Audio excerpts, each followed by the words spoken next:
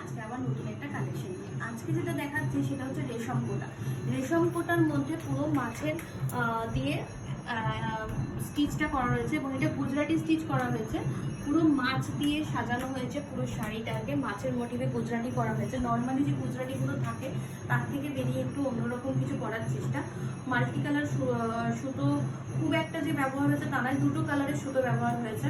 তো এখানে কট পাইপিং দিয়ে পুরো শাড়িটাকে সাজানো হয়েছে, আর সঙ্গে এরকম কন্ট্রাস্টে ব্লাউজ পিস থাকবে, যার ব্যাক সাইডে এই কাজটা করা থাকবে। এই ডাবল করে মাছের যে ওটাটা থাকবে এটা ব্যাক সাইডে থাকবে, আর এইটা হচ্ছে কন্ট্রাস্টে ব্লাউজ পিস। এই শাড়িটারই আমি আরো 3টে কালার কন্ট্রাস্টে আপনারা পেয়ে যাবেন। এই একটা